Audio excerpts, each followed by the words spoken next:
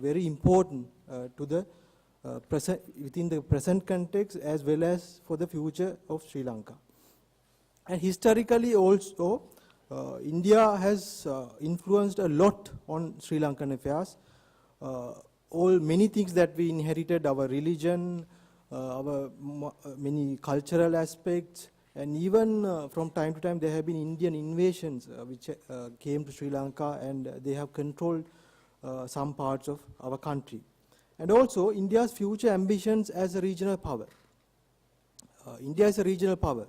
It's a huge country, and since the independence in 1947, it has exercised its power as a regional power within the region, the intervention in Sri Lanka, the intervention in Bangladesh, and various other parts. And they are looking towards becoming a global superpower one day. And they have the background for that, basically their population and their size. So within this background, there's another thing. Sri Lanka's largest import partner is India.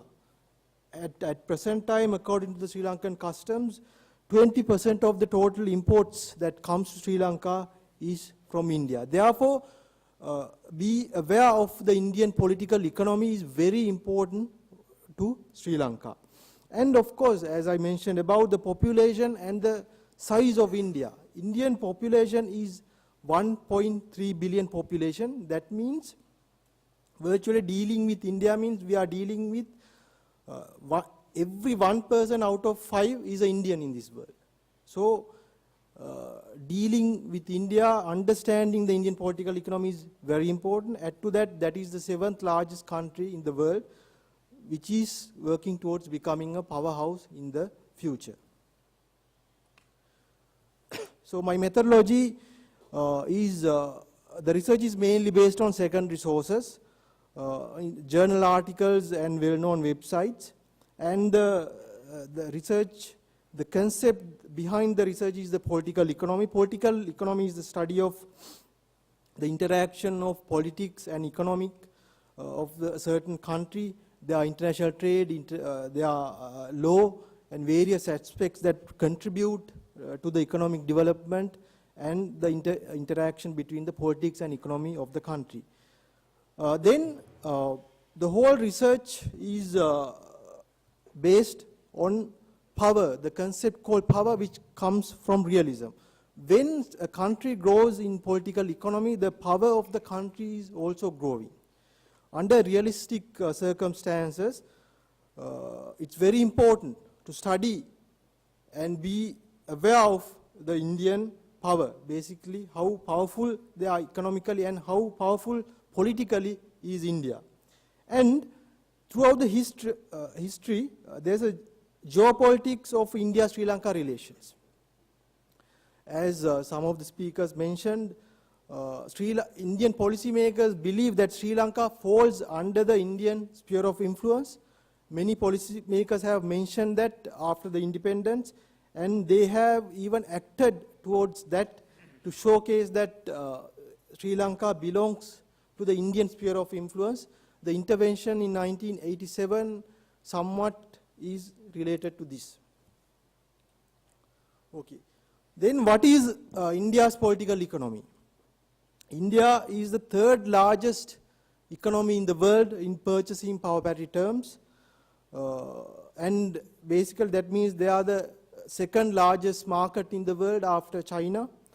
The fastest growing major economy in the world.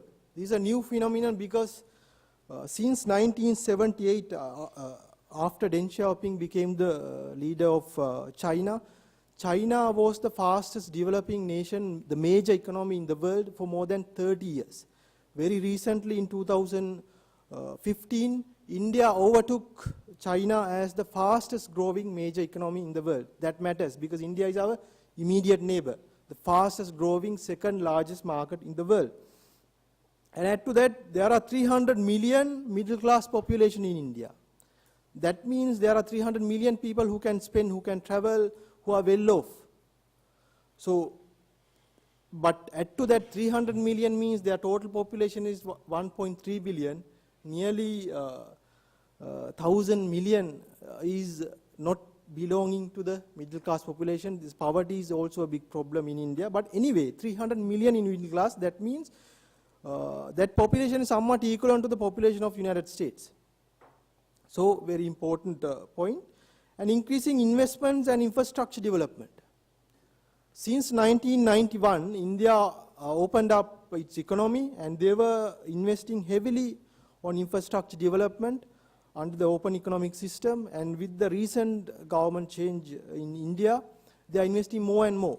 India is building new roads, new economic corridors, huge economic corridors between Mumbai and Delhi. And development in Gujarat, development in Tamil Nadu is in main cities of India is immense. And to add to that, Indian Prime Minister has taken decision to build a metro railway system in every Indian city that exceeds 1 million population. So they are developing huge economy. And with that comes the increased spending on military and space programs. As I mentioned about, based on realistic approach, India is looking to be among the exclusive club of powerful countries in the world due to their population and size. At the independence in 1947, they were not that powerful, but they are working towards becoming one of the superpowers in a multipolar world in the future. They are investing heavily in military. With their political economy growing, they are increasing heavily on military. They are the largest import of foreign arms in the world. And also they have a space program, they have a nuclear program. All these things contribute to the power projection of India. So Sri Lanka lies right behind India, this huge country which is trying to become a global superpower. So be aware of the Indian political economy is very important to formalize our future.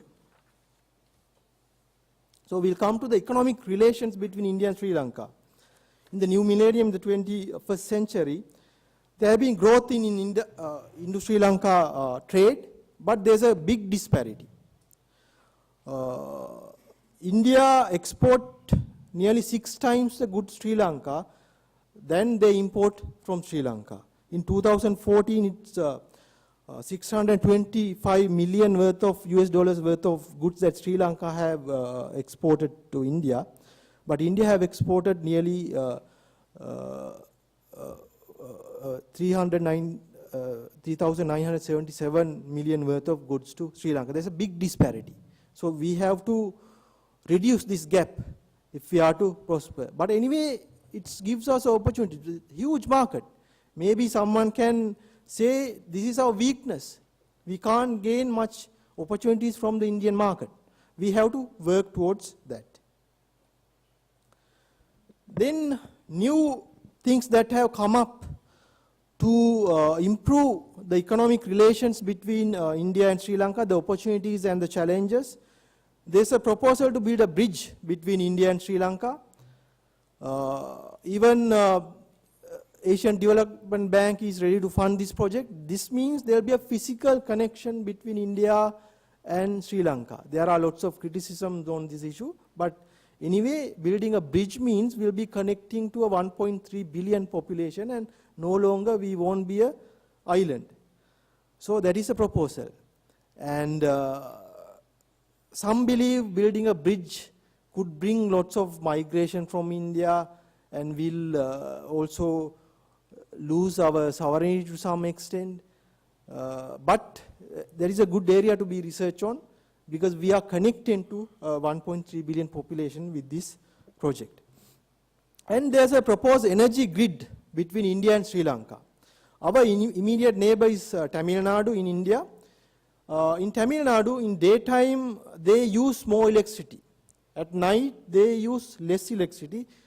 The other way is found in Sri Lanka. We use more electricity at night time and less electricity in daytime. So we can have interchange and exchange electricity among the two countries. There is another proposal that will contribute to the development of the economy of both the countries. And there's another proposal which has been in the table since